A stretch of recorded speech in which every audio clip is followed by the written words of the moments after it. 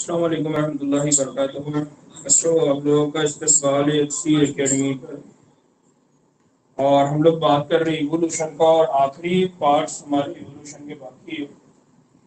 और ये बहुत इंटरेस्टिंग टॉपिक भी है और इंटरेस्टिंग भी है, और इसके सवालात भी बहुत सारे अलग अलग अंदाज में बनते हैं। ना बच्चों, आज जो हम देखने वाले हैं वो दो पॉइंट्स है इस चैप्टर के आखिरी, और इसके बाद इंशाल्लाह हम बायोटेक्नोलॉजी स्टार्ट करेंगे। तो एक जो टॉपिक है वो ये है कि अब हमने बहुत सारी बातें पढ़े, अलग अलग साइंटिस्ट से रिलेटेड। तब हम ये बात कर रहे हैं कि ब्रीफ अकाउंट ऑफ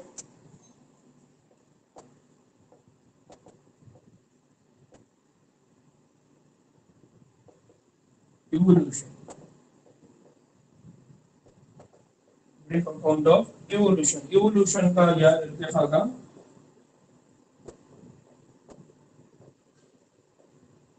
मुख्तसर जल्द। कि इर्तिफा की जब हमने बात की तो हमने कहा कि भाई सबसे पहले ये हुआ कि धमाका हुआ, धमाका होने के बाद पूरा जो कायनात वजूद में आई तो उसमें दुनिया अलग हुई। दुनिया के अंदर हालात उस वक्त ऐसे थे, टेम्परेचर वगैरह वगैरह। फिर हमने कहा कि फिर वो सेटल डाउन होने लगे, तो उसके वजह से भी बारिश हुई, जो गैसेस थी वो ज़मीन पर आई। और उनके वो मिलने, और जो गैसेस ज़मीन पर आई तो वो केमिकल जब मिले तो उनकी वजह से पहली नॉन सेलुलर फॉर्म आई। और उसके कुछ सालों के बाद, कई सालों के बाद फिर सेलुलर फॉर्म आया, और उस सेलुलर फॉर्म से क्या हुआ, वजूद हुआ। तो अब हम बात कर रहे हैं कि सेलुलर फॉर्म आया, फिर सेलुलर फॉर्म में क्या चीजें हुई, फिर किस तरह से मल्टी सेलुलर बना, फिर किस तरह से। तो ये पूरा हम एक मुख्तसर सा जायजा लेने वाले हैं। अब अच्छा, इसमें दो इंपॉर्टेंट चीजें, वो है ईयर, कि कौन से साल में क्या हुआ। तो अब मैं कंटिन्यूअसली लिखता चलूंगा, साथ में बोलता रहूंगा, आपको वो नोट डाउन करना है। तो सबसे पहले हम ये बात कर रहे हैं कि जब हमने कहा कि जो सेल्यूलर शक्ल है, जो सेल्यूलर फॉर्म है, या जो खलिए वाला शक्ल है, जिंदगी की खलिए वाली जो शक्ल है, वो तकरीबन आई 2000 मिलियन ईयर बिफोर। कब हुई हो?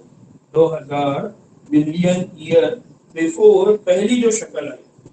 और ये जो पहली शक्ल थी, ये कहा जाता है ये कि ये मतलब ये पानी में थी। और फिर ये कहा जाता है कि पानी में थी, तो अब ये जो था ये खुद कफील था। ये कैसा था? खुद कफील था, ऑटोट्रॉफिक था। ऑटोट्रॉफिक था, और क्या कहेंगे हम, खुद कफील था। अब जब कोई चीज खुद कफील होती है तो उसकी खास बात ये होती है कि उसके पास क्या होता है, फोटोसिंथेसिस होता है। तो ये कहा जाता है कि जो पहला सेल आया तो उसके अंदर जो मैकेनिज्म स्टार्ट हुआ, तो ये हुआ कि जिस तरह से हमारे पास आज प्लांट के अंदर काम होता है, कि प्लांट है तो सूरज की रोशनी और जमीन से नामियाती अज्जा लेके, गैर नामियाती अज्जा लेके और कार्बन डाइऑक्साइड वगैरह को लेके क्या बनाते हैं, अपनी गजा बनाते हैं, ग्लूकोज वगैरह बनाते हैं। तो कहा कि इसी तरह से शायद जब सेलुलर फॉर्म बना होगा तो उसको अपने सर्वाइवल के लिए ग़िज़ा वगैरह की जरूरत होगी। तो उसने कौन सा मैकेनिज्म अडॉप्ट किया? फोटोसिंथेसिस का। फिर वो ये कहते हैं कि ये जो सेल्यूलर फॉर्म था, ये जो सेल्यूलर फॉर्म था ये यूनिसेल्यूलर था। ये कौन सा था? यूनिसेल्यूलर, यानी ये कौन सा कंडीशन में था? या खलवी कंडीशन में था। अब ये यूनिसेल्यूलर फॉर्म से कौन सी कंडीशन में आ गया? Multi cellular. मल्टी सेल्यूलर मतलब कसीर खलवी। और फिर वो कहते हैं कि जब वो कसीर खलवी बना, मल्टी सेलुलर कंडीशन में आया, तो 2000 के बाद, 2000 मिलियन के बाद, 500 मिलियन साल पहले, 500 मिलियन ईयर बिफोर, यहाँ पर किसका वजूद हुआ? तो वो कहते हैं कि यहाँ पर वजूद हुआ इनवर्टिब्रेट्स का। इसका वजूद हुआ इनवर्टिब्रेट्स का। यहाँ पर दुनिया के अंदर क्या हुआ? वजूद हुआ। और ये जो इनवर्टिब्रेट्स थे, तो ये इस दुनिया के अंदर बहुत ज्यादा सरगर्म थे, यहाँ पर रहने लगे, यहाँ पर सर्वाइव करने लगे। फिर वो ये कहते हैं कि उसके बाद 500 मिलियन का ये जो है, तो इनके बाद दूसरी एक शक्ल आई जो समंदरी कायनात के, यानी वो कहते हैं कि उसके बाद ये 500 मिलियन ईयर बिफोर है, तो उसके बाद 350 मिलियन ईयर बिफोर,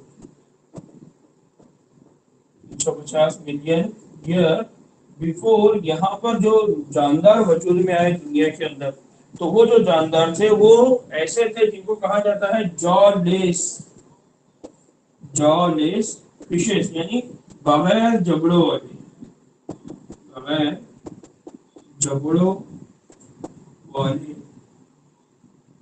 मछली। तो उनका कहना है कि 2000 मिलियन साल पहले जब खलिया बना तो खलिया किस तरह रहने लगा, तो यूनिसेलुलर कंडीशन थी, बाद में मल्टी सेलुलर कंडीशन अभी अपने गजा के लिए फोटोसिंथेसिस करता था। 500 मिलियन आने तक वहां पर सबसे ज्यादा दुनिया के अंदर कौन हो गए, इनवर्टिब्रेट्स हो गए। फिर 350 मिलियन आने तक क्या हो गए, जॉलेस फिशेस आ गई जो जमीन पे रहती थी। फिर 350 मिलियन साल के बाद ये हुआ कि जॉलेस फिशेस जो भी थी, तो उसके बाद 350 मिलियन के बाद वो कहते हैं कि 320 million year before, 320 million year before समंदरी पौधे क्या बनने लगे, समंदरी पौधे इस जमीन के ऊपर रहने लगे और समंदरी पौधों ने यहाँ पर अपनी जिंदगी शुरुआत की। और साथ ही साथ यहाँ पर समंदरी कायनात, यानी जितने भी जानदार समंदर में हम आज बात करते हैं, जितने भी जानदार थे वो सारे के सारे जानदार कहाँ पर हमको देखने को मिले, इस दुनिया के अंदर देखने को मिले। तो अब इसका इसके मामले में वो क्या बताते हैं कि वो बताते हैं कि खुश्की के जितने भी जानदार थे वो सब यहाँ पर रहने लगे, एम्फीबियंस यहाँ रहने लगे, और मजबूत फेंस वाले कुछ मछलियां थी जो बहुत ताकतवर थी, उनके मजबूत फेंस थे, तो मजबूत फेन और वो ताकतवर होने की वजह से वो इस जमीन के ऊपर रहने लगे। उसके एक एग्जाम्पल वो क्या देते हैं, तो उसके एग्जाम्पल यहाँ पर वो देते हैं कि 1938, 1938 मतलब ये बात कैसे मालूम पड़ी कि समुद्री पौधे और समुद्री कायनात 320 मिलियन ईयर बिफोर जमीन के ऊपर सबसे ज्यादा मौजूद थे। तो वो बताते हैं कि 1938 में जो मगरबी अफ्रीका है, मगरबी अफ्रीका है, या हम जिसको कहते हैं वेस्टर्न अफ्रीका, वेस्टर्न अफ्रीका, तो वेस्टर्न अफ्रीका में एक मछली पकड़ी गई जिसको सीलाकैंथ कहा जाता है, एक मछली पकड़ी गई जिसको कहा जाता है सीलाकैंथ, कहा जाता है उसको सीलाकैंथ। ये जो सीलाकैंथ मछली थी ये उस वक्त, मतलब ये आज नापेद हो चुकी है, लेकिन ये कहा जाता है कि ये उस वक्त मौजूद थी जो आज हमको अवेलेबल नहीं है। तो 1938 में ये मछली देखने को मिली थी, जिसकी वजह से कहा जाता है कि 320 साल पहले कभी किसी जमाने में दुनिया के ऊपर कौन रहे होंगे, समंदरी पौधे और समंदरी कायनात पूरी रही होगी।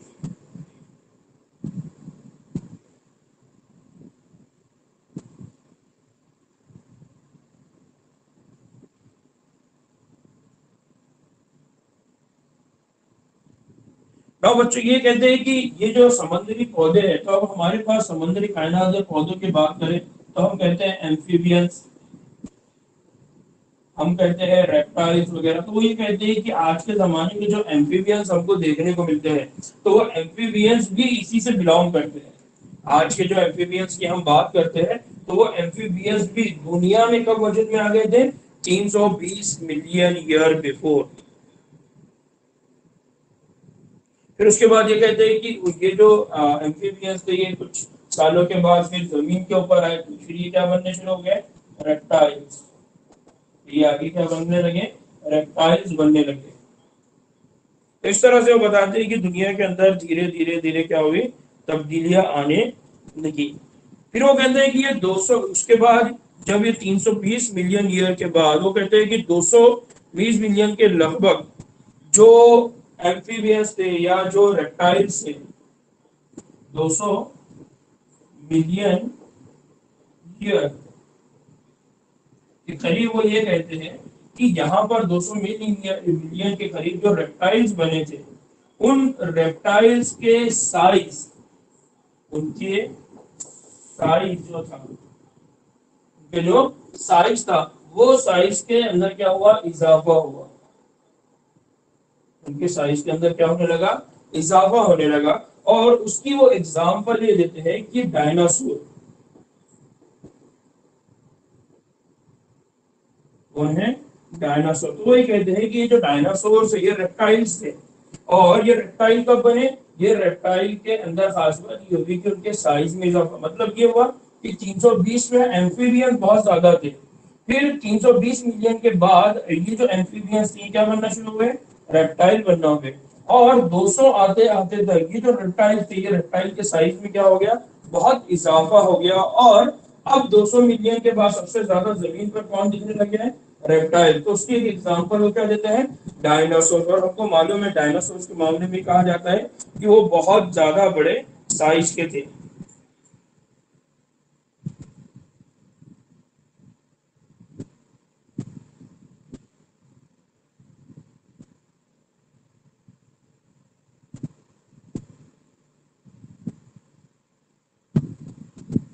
और यहाँ पर एक और बात कहते हैं कि 200 मिलियन साल पहले यहाँ पर बड़े बड़े फेंस, बड़े बड़े पौधे, या पौधे बोलने के बजाय हमको फर्न्स यानी झाड़ियां, झाड़ियां भी मौजूद थी। लेकिन 200 मिलियन साल के अंदर, यानी यहाँ पर जैसा हमने कहा कि समंदरी पौधे वगैरह भी आए, तो ये समंदरी पौधे 200 मिलियन साल तक, ये जो बड़े बड़े पौधे या झाड़ियां थे, ये भी क्या हो गए, ये भी दफन हो गए। और दफन हो गए। आज जो हम कोयले के जखायर बोलते हैं, तो उनका कहना है कि ये जो कोयले के जखायर है, ये कोयले के जखायर इन बड़े बड़े पौधों के दफन होने से हो गया। इन बड़े बड़े पौधों को जो आम तौर पे हम कहते हैं टेरिडोफाइट्स, क्या कहते हैं हमको आज, टेरिडोफाइट्स। तो उनका ये कहना था कि उस वक्त टेरिडोफाइट यानी 200 मिलियन ईयर बिफोर जमीन के ऊपर रेप्टाइल्स थे। और जब रेप्टाइल्स का वजूद आया तो टेरिडोफाइट्स भी वहां पर थे। लेकिन ये 200 मिलियन साल के अंदर जो टेरिडोफाइट्स थे, जो वो दफन हो गए, जमीन के अंदर गड़ गए, और नतीजे में वो क्या बन गए, कोयले के जखायर। तो दुनिया के अंदर इस तरह से वो बड़े बड़े चेंजेस क्या हमारे सामने बात करते हैं कि 2000 मिलियन साल पहले सेल बना, 500 मिलियन साल पहले वो वर्टिब्रेट्स, इनवर्टिब्रेट्स बने। फिर 350 मिलियन साल तक जॉलेस फिशेस दुनिया में आ गई। फिर 320 के अंदर यानी और तब्दीली क्या हुई, तो समंदरी पौधे, समंदरी कायनात वजूद में आई। समुद्री कायनात में हम बात कर रहे हैं कि एम्फीबियंस थे। फिर वो एम्फीबियंस की तब्दीली रेप्टाइल में होगी। 200 मिलियन आते आते ये रेप्टाइल की साइज बढ़ने लगे, इनके अंदर इर्तिफा हुआ। उन्होंने पूरी जमीन के ऊपर अपना जम बढ़ा दिया, वो वहां ज्यादा रहने लगे। साथ ही साथ उस वक्त जमीन के ऊपर जो टेरिडोफाइट्स पौधे थे, वो टेरिडोफाइट्स पौधे भी तब्दील होने लगे। तब्दीली में यह है कि वो जैसा जैसा झड़ते गए या टूटते गए, तो वो जमीन के अंदर दफन हो गए। और दफन होने की वजह से वो क्या बन गए, कोयले के बड़े बड़े जखायर। ना उसके बाद ये कहते हैं कि ये 200 मिलियन साल के बाद क्या हुआ, तो वो कहते हैं कि जब 200 मिलियन साल के बाद 65 के अंदर, यानी 65 मिलियन ईयर एगो की अगर बात करें, यानी 65 मिलियन ईयर एगो की पहले की अगर बात करें, तो वो ये कहते हैं कि यहाँ पर डायनासोर खत्म हो गए। यहाँ पर डायनासोर्स क्या हो गए, खत्म हो गए। अब डायनासोर्स क्यों खत्म हुए, तो बहुत अलग अलग थ्योरी है। कुछ लोगों का बोलना यह था कि भाई यहाँ का एनवायरमेंट यानी दुनिया का एनवायरमेंट उनके लिए उतना सुटेबल नहीं था, या ये कहना था कि उनके आपस में कंपटीशन थे। ये कहा जाता है कि उनका जो सबसे बड़ा डायनासोर था वो 20 फीट का था, जिसके नाखून बड़े बड़े थे, उसके दांत है तो लोहे की सलाखों की तरह थे। फिर उनमें से जो कुछ रेप्टाइल है, वो रेप्टाइल आज भी, यानी उनके कुछ डायनासोर्स की तरह दिखने वाले कुछ रेप्टाइल्स आज भी दिखते हैं। और कुछ लोगों का ये कहना है कि वो रेप्टाइल तब्दील होके परिंदों में तब्दील हो गए। वो रेप्टाइल्स तब्दील होके या उनके अंदर इर्तिफा हुआ, और आज वो क्या है, परिंदे हैं, जिनको हम एव्स या बर्ड्स कहते हैं।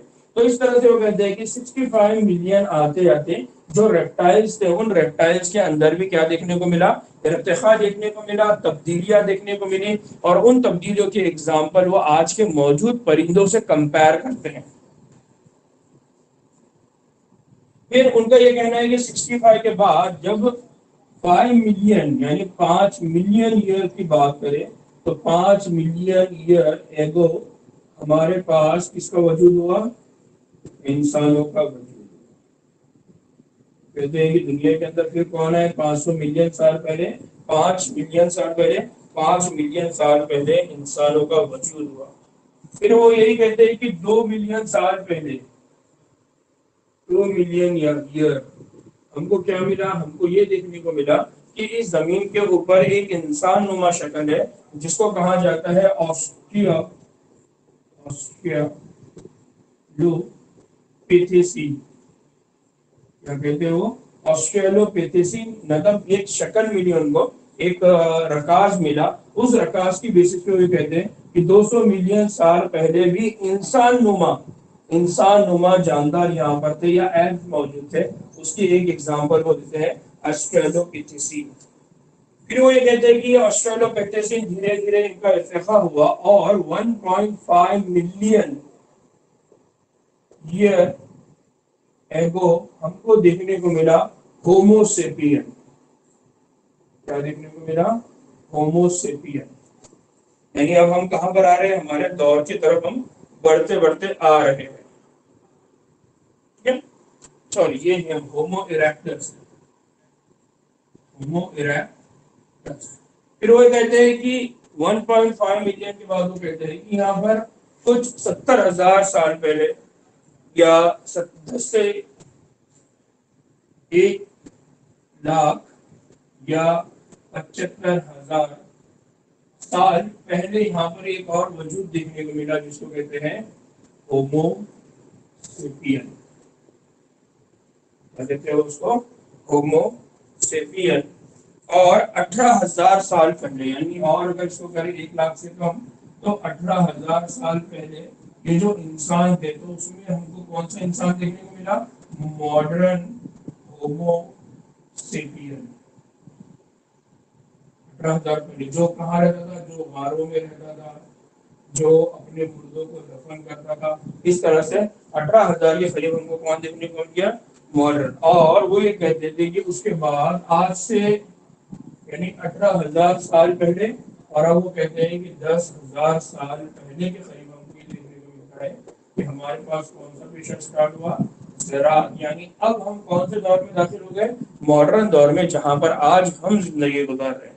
तो ये इवोल्यूशन का एक बहुत बेसिक और ब्रीफ अकाउंट है कि कौन से ईयर में किस तरह की तब्दीलियां होती रही है। तो दोस्तों 2000 मिलियन ईयर बिफोर से जब हम स्टार्ट करते हैं तो हम 2000 मिलियन ईयर तक ही क्यों बात करें।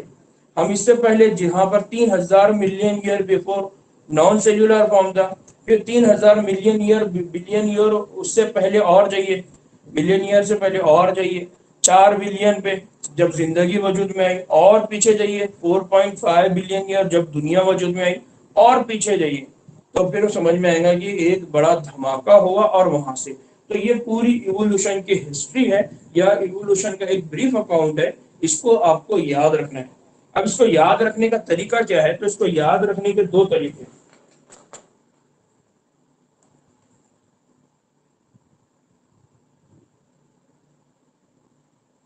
इसको याद रखने के 2 तरीके वो क्या है बच्चों, ये एक दिख रहा है क्या मोबाइल में आप लोगों को, ये जो चार्ट है इसको याद रखना है आपको, ये चार्ट को।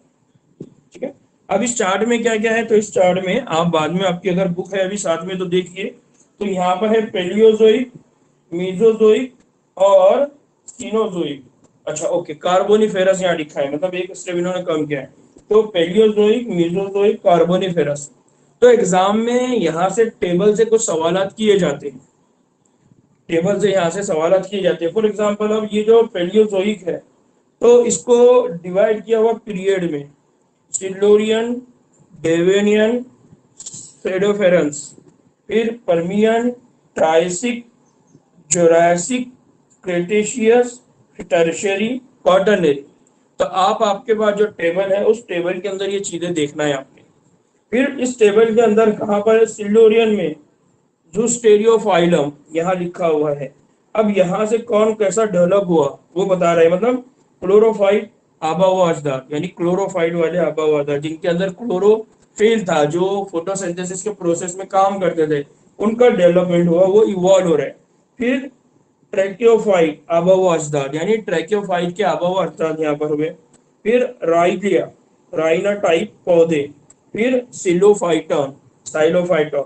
तो अब यहाँ पर आपको क्या करना है, फिर ये देखिए प्रोजिम्नोस्पर्म कौन से हैं, सेडियोफेरस पीरियड में। फिर पर्मियन में कौन है, आर्बोरिसेंट एंड लाइकोपेट।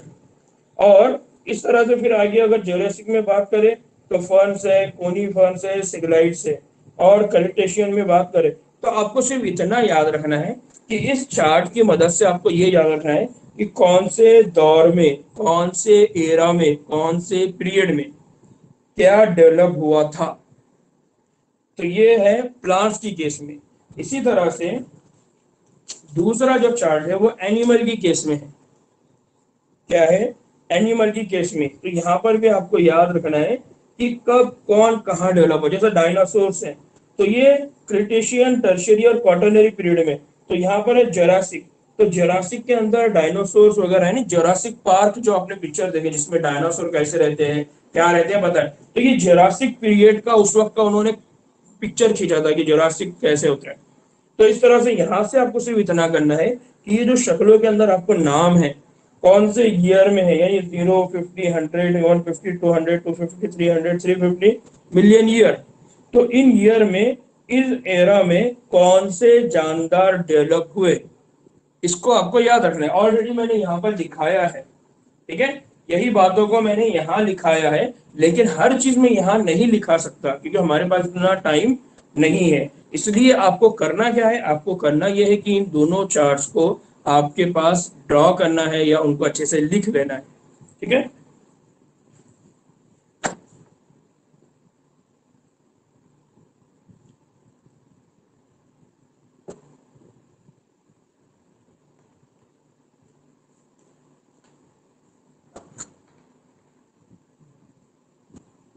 तो बुक में ये चार्ट अवेलेबल है, आप आसानी से ये चार्ट्स को ड्रॉ कर सकते हैं।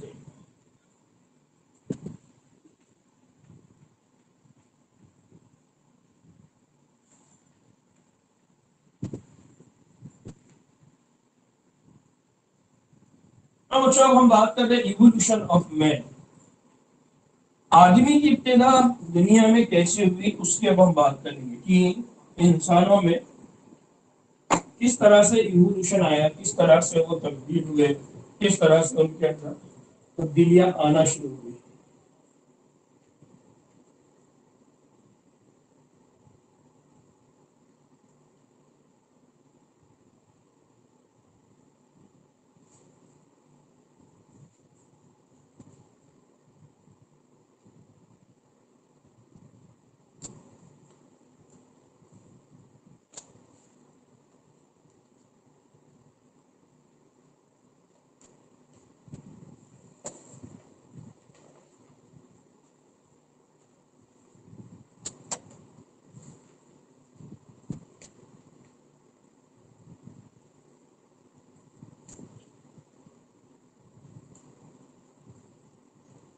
now बच्चों अब हम बात कर रहे हैं ओरिजिन,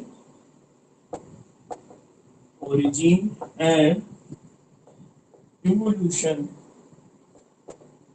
ऑफ मैन।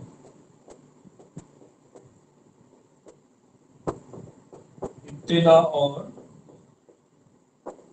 इर्तिफा, ठीक है। इंसानों या आदमी में हम क्या बन रहे हैं, इंसानों के अंदर इब्तिदा और इर्तिफा। तो ये कहा जाता है कि जो सबसे पहले जो एप्स थे या जो प्राइमेट्स थे उसमें एक नाम है रामा रामा एपिथिकस और ड्रायोपिथिकस।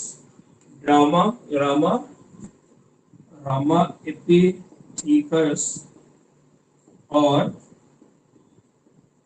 ड्रायोपिथिकस। रामा एपिथिकस और ड्रायोपिथिकस। ये कहते हैं कि रामायप्टिकस और डायोप्टिकस ये दो तरह की शक्लें इंसान नुमा देखने को मिली। लेकिन रामायप्टिकस जो था ये इंसान नुमा ज्यादा था, ये इंसान नुमा ज्यादा था। और उसके मुकाबले में जो ड्रायोप्टिकस था, ये एब्स की तरह, यानी जो बंदर आते हैं, गोरिल्ला होते हैं, उनकी तरह ये ज्यादा दिखाई देता था। और इनकी बहुत सारे रकाजात या इनके फॉसिल बहुत सारे हमको देखने को मिलते हैं। फिर इसके बाद ये कहते हैं कि 2000 मिलियन, जैसा मैंने पहले बताया कि 2 मिलियन ईयर बिफोर में, कहते हैं कि 2 मिलियन ईयर बिफोर में एक और मिला जिसको कहते हैं ऑस्ट्रेलोपिथेसीन।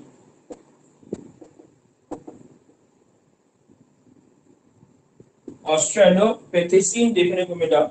और ये जो ऑस्ट्रेलोपिथेसीन था, ये ईस्ट अफ्रीका के जंगलों के अंदर, कहां पर देखने को मिला था? ये ईस्ट अफ्रीका के जंगलों में।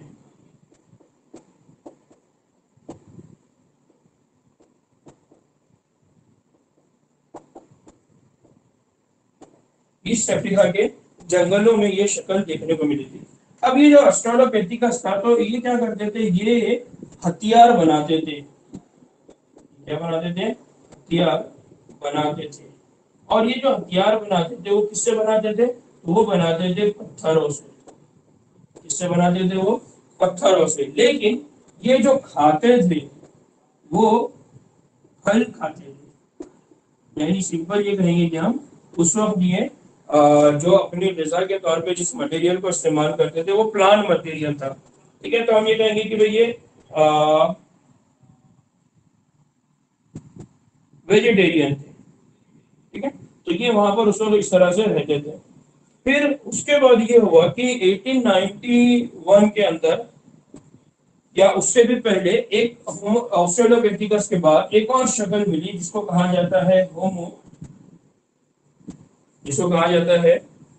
हिबिलिस। क्या कहा जाता है उनको? होमो हिबिलिस। अब ये जो होमो हिबिलिस था, ये ऑस्ट्रेलोपिथेकस से थोड़ा सा डिफरेंट था। ऑस्ट्रेलोपिथेसीन से ये थोड़ा सा डिफरेंट था। डिफरेंट इस मायने में था कि इसका जो क्रेनियल कैपेसिटी थी, इसकी जो क्रेनियल कैपेसिटी मतलब खोपड़ी जो थी, खोपड़ी जिसको हम क्रेनियम कहते हैं, इस खोपड़ी की जो हजम था या जसामत थी, या उसकी जो कैपेसिटी थी, वो थोड़ी सी क्या थी? अलग थी। और वो कैपेसिटी कितनी थी? तो होमो हेबिलिस की थी 650 से लेके सीसी से लेके 800 सीसी। 650 सीसी से लेके 800 सीसी, यानी उसकी जो खोपड़ी का साइज था वो बहुत बड़ा नहीं था जैसा आज हमारा खोपड़ी का साइज है। तो एवरेज कहा जाता है कि ये 1400 है, 1400 सीसी है। हमारा जो खोपड़ी का आज का सीसी है या क्रेनियल कैपेसिटी वो कितनी है? 1400 के। तो उस वक्त जो उसकी क्रेनियल कैपेसिटी थी वो कितनी थी? 650 से 600। और ये इन दोनों के बीच का बड़ा डिफरेंस था। तो ऑस्ट्रेलोपिथेसीन से अलग कुछ चीजें देखने को मिली थी, जिसकी वजह से इसको नाम क्या दिया गया? होमो हेबिलिस। क्या नाम दिया गया उसको? होमो हेबिलिस। फिर ये कहा जाता है कि जावा के अंदर, शहर है, उस जावा के अंदर कुछ रकाजात मिले। और ये जो रकाजात थे ये 1891 के अंदर देखने को मिले। और ये जो रकाजात थे उसके अंदर होमो हिबिलिस और ये जो रकाजात मिले उनमें बहुत फर्क था, जिसकी वजह से इसको नाम दिया गया होमो इरेक्टस। इसको नाम क्या दिया गया? होमो इरेक्टस। तो होमो हेबिलिस का 650 सीसी से 800 सीसी इसका क्रेनियल कैपेसिटी था। और जो नया जावा के अंदर जो देखने को मिला उसका दिमागी साइज कुछ अलग था। नतीजे में दोनों को अलग अलग नाम दिया गया। होमो इरेक्टस की अगर ब्रेन की बात करें या उसके क्रेनियल कैपेसिटी की बात करें, तो उसकी क्रेनियल कैपेसिटी थी 900। कितनी थी उसकी कैपेसिटी? 900 इसकी क्रेनियल कैपेसिटी थी। फिर दूसरी बात ये थी कि ये जो होमो इरेक्टस थे, ये होमो इरेक्टस गोश्तखोर। ये कैसे थे? गोश्तखोर थे। होमो इरेक्टस कैसे थे? गोश्तखोर थे। इसका मतलब ये होगा कि ये गोश्तखोर अगर होंगे तो ये क्या करते होंगे? उसका शिकार करते होंगे। तो इससे पहले वाले भी थे, उनके पास भी हथियार थे, लेकिन वो शिकार करने के लिए इस्तेमाल नहीं करते थे। होमो इरेक्टस के मामले में आता है कि वो शिकार करते थे, इसलिए वो कैसे थे, गोश्तखोर थे। और इनका जो ब्रेन का साइज था वो 900 सीसी था। फिर इसमें एक और चीज है कि जो होमो इरेक्टस है और जो होमो हेबिलिस है, इन दोनों के अंदर जो बड़ा फर्क है उसको क्या है, वो ये है कि जो होमो हेबिलिस थे ये गोश्तखोर नहीं थे। क्या नहीं थे, ये गोश्तखोर नहीं थे। मतलब यहाँ पर और यहाँ पर आप आसानी से कह सकते हैं कि ये पत्थर इनके पास थे, हथियार इनके पास थे, लेकिन ये फल खाते थे, यानी गोश्तखोर नहीं थे। फिर इसके बाद इनकी क्रेनियल कैपेसिटी में चेंजेस आए, लेकिन तब भी ये गोश्तखोर नहीं थे, यानी कि इनके हैबिट्स कुछ और थी। फिर इसके बाद जावा में जो देखने को मिला तो होमो इरेक्टस, मतलब इवोल्यूशन किस तरह से हो रहा है। तो ये पहले पत्तों वगैरह पे बेस्ड थे, पत्ते वगैरह खाते थे, बाद में इनको समझ में आया कि नहीं चलिए अब हमारी गजा की जरूरत कुछ और है, या हमारी पॉपुलेशन बहुत बढ़ गई, अब हमको इस खाने के बजाय इस खाने की भी जरूरत है। तो फिर उन्होंने शिकार वगैरह शुरू किया, उनके ब्रेन का साइज वगैरह बढ़ने लगा। यानी वो ये बता रहे हैं कि सोच थिंकिंग की वजह से धीरे धीरे इनके ब्रेन के साइज में भी क्या हो रहा है, इजाफा हो रहा है, इनकी जो हैबिट्स है वो भी क्या हो रही है, तब्दील हो रही है। फिर एक और चीज याद कीजिए कि जो होमो इरेक्टस है इसका जो सबूत मिला वो 1.5 मिलियन ईयर के करीब मिला है।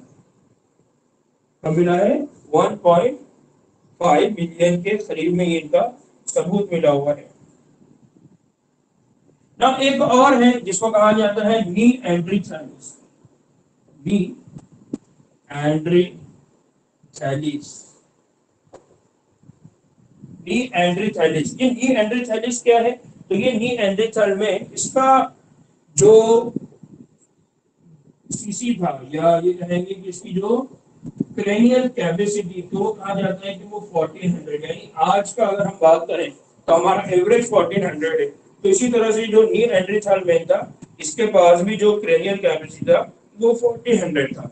और इसके जो रकाजात है नी एंड्रीथैलिस मैन के, इसके जो रकाजात है या जो इसके सबूत है, तो वो कहाँ देखने को मिले, तो वो एशिया के अंदर हमको देखने को मिले। तो ये दो तरह से, एक सेंट्रल एशिया में और दूसरा ईस्ट एशिया में, दो जगह हमको कहा इसके रकाजात देखने को मिलते हैं और उसका नाम रखा गया ये एंट्रिथालिस में। इसकी खास बात क्या थी, तो इसकी खास बात ये थी कि इन्होंने अपने हिफाजत के लिए, मतलब अब धीरे धीरे इवोल्यूशन कैसा होने लगा, इवोल्यूशन ऐसा होने लगा कि होमो इरेक्टस से निएंडरथालिस में यहाँ पर इनको अपनी हिफाजत के लिए किसी चीज की जरूरत नहीं थी, ये शिकार करते थे और खाते रहते थे। लेकिन अब यहाँ पर जो आया तो इनको अपनी हिफाजत की नीड पड़ी, तो इन्होंने क्या किया, अपनी हिफाजत के लिए पोशीदा जगहों, पोशीदा जगहों का इंतखाब किया। इन्होंने किसका इंतखाब किया, पोशीदा जगहों का इंतखाब करना शुरू किया। और ये कहा जाता है कि ये अपने जो मुर्दे होते थे, जो मुर्दे होते थे या जो डेड जिन लोगों की हो गई, तो ये अपने मुर्दों को दफन करने लगे। ये क्या करते थे, अपने मुर्दों को दफन करते थे। क्या करते थे, अपने मुर्दों को ये दफन करते थे। मतलब आपको समझ में आ रहा है कि इवोल्यूशन किस तरह से हो रहा है। वो बता रहे हैं कि ये लोग जो थे ये गोश्तखोर थे, शिकार करते थे, लेकिन निएंडरथैलस मैन में जब आया तो उनको अपनी हिफाजत की फिक्र होने लगी। अब उनकी ब्रेन की कैपेसिटी, मतलब वो थिंकिंग जो एबिलिटी है, अब वो उनकी क्या हो रही है, बढ़ रही है ना। उसके बाद ये कहते हैं कि निएंडरथैलस मैन के बाद जो इवोल्यूशन हुआ वो हुआ होमोसेपियन। इसका हुआ होमो सेपियंस। और होमोसेपियन के बाद जो हुआ वो है मॉडर्न होमोसेपियन। और मैंने अभी आपको brief account of history, brief account of evolution में बताया कि ये जो मॉडर्न होमोसेपियन आया तो ये क्या करने लगे, ज़राअत करने लगे, यानी ये क्या करने लगे, एग्रीकल्चर करने लगे और अपनी जरूरतों, अपने नीड को ले। और इसके बाद फिर हमारे पास ये कहा जाता है कि सिविलाइज्ड सोसाइटी क्या बनने लगी हमारे पास, सिविलाइज्ड सोसाइटी, यानी एक कल्चर हमारा फिर क्या हुआ, डेवलप होना शुरू हुआ। तो इस तरह से वो बताते हैं कि इंसानों का ओरिजिन हुआ और इंसानों के अंदर धीरे धीरे क्या होने लगा, इवोल्यूशन होने लगा।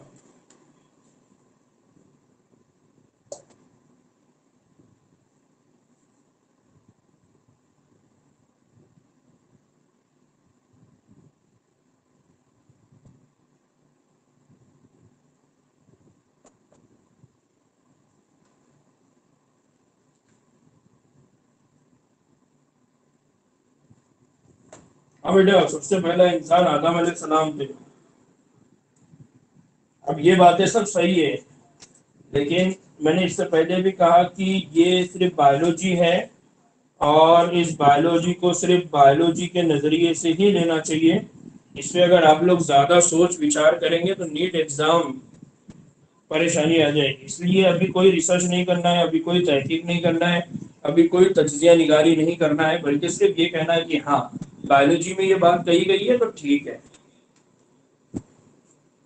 लेकिन जब बात आ जाएगी हमारे अपने ईमान की, जब बात आ जाएगी हमारे यकीन की, तो उस वक्त हम यही कहेंगे कि भाई अल्लाह ताला ने अशरफुल मखलूक बनाया, आदम अलैहिस्सलाम को बनाया, हव्वा अलैहिस्सलाम को बनाया, वहां पर शैतान भी था, फिर उन नाफरमानी की एक सूरत हुई, एक शक्ल हुई, एक आजमाइश आई, तो दुनिया पे उनको भेज दिया गया। फिर ये इस तरह की चीज़ों को हमको याद रखना है। लेकिन एग्जाम पॉइंट ऑफ व्यू से, एग्जाम के वास्ते इन्हीं इन्हीं चीज़ों को पढ़ना है, इन्हीं चीज़ों को समझना है और इन्हीं चीज़ों को लिखना है।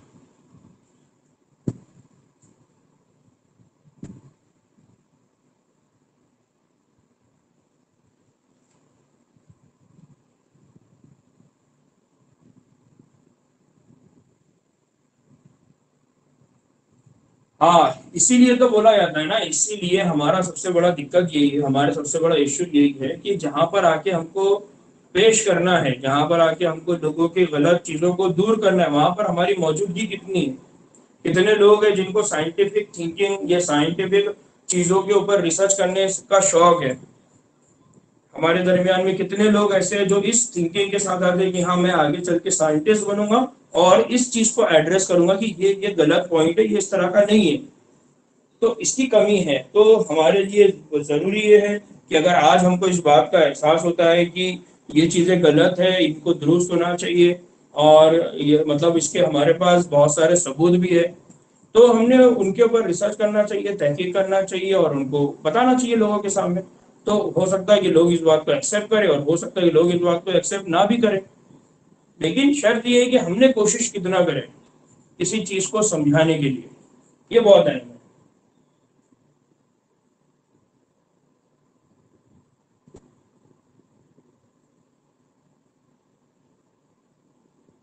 ऊपर साइड में जेबा बेटा 1400 सीसी है। 1400 सीसी, मैं ये बता रहा था कि आज का जो इंसान है उसका एवरेज ब्रेन का जो साइज है, जो उसका क्रेनियल कैपेसिटी है, वो ये कहा जाता है कि वो 1400 है।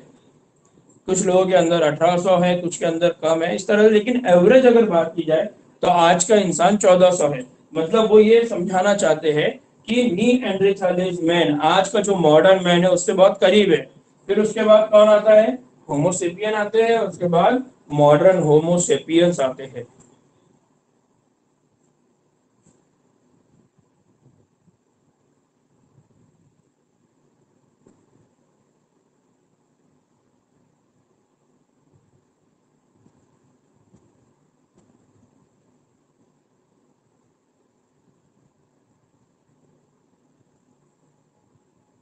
हो गया बच्चों?